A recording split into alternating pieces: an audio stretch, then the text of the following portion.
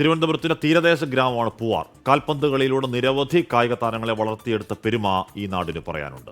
എണ്ണിയാലൊടുങ്ങാത്തത്ര താരങ്ങളാണ് പൂവാറിലെ സ്പോർട്സ് അക്കാദമിയിലൂടെ രാജ്യാന്തര തലത്തിലേക്ക് ബൂട്ടണിഞ്ഞത്.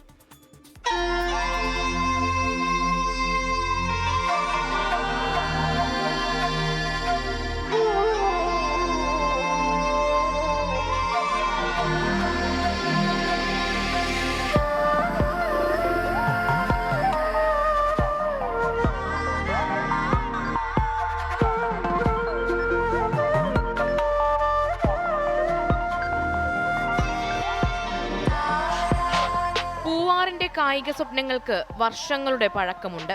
ഒരു ജനത ഒന്നാകെ തങ്ങളുടെ നാട് കാൽപന്തുകളി കൊണ്ട് പേരെടുക്കണമെന്ന് ആഗ്രഹിച്ചു. അതിനായി കൂട്ടായ്മകൾ രൂപീകരിച്ചു. ഇല്ലായ്മയിലും തങ്ങളുടെ ഭാവി താരങ്ങളെ ചേർത്തു പിടിച്ചു.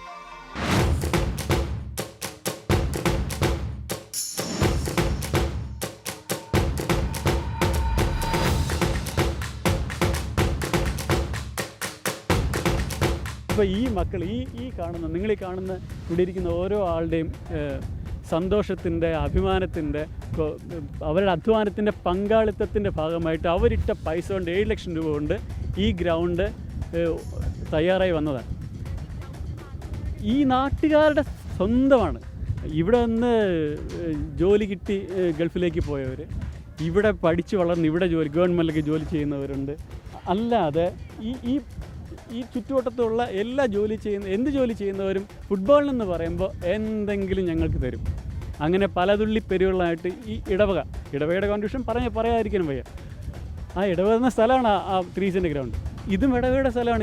ഈ വെള്ള മണ്ണെന്ന് പറയുന്നത്, ഈ വെള്ള മണ്ണിലാണ് ഈ ചുവപ്പ് ഗ്രൗണ്ട് വന്നിരിക്കുന്നത്. പൂഴിമണ്ണിൽ ഓടിക്കളിച്ചവർ ഇന്ന് അക്കാദമിയിലൂടെ വളർന്ന് ദേശീയ താരങ്ങളായി മാറുന്നു. എതിരാളികളുടെ വലകുലുക്കി പൂവാറിന്റെ കായിക സ്വപ്നങ്ങളെ അടയാളപ്പെടുത്തുന്നു.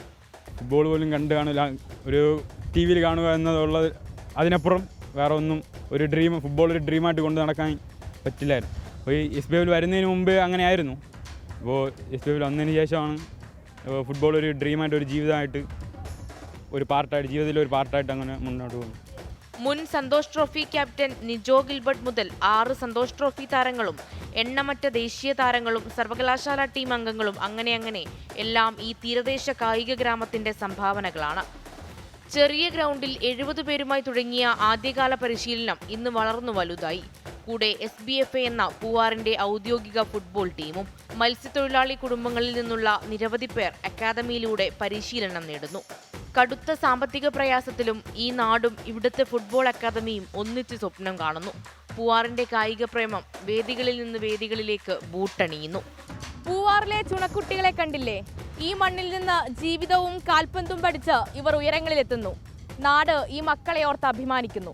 ക്യാമറമാൻ അഭിലാഷിനും അരുണിനുമൊപ്പം മേഘ്ന മുരളി, 24 തിരുവനന്തപുരം. അപ്പോൾ പൂവാറിന്റെ കുട്ടികൾ രാജ്യത്തിന്റെ അഭിമാനങ്ങളാവട്ടെ, ലോകത്തിലേക്ക് അഭിമാനങ്ങൾ.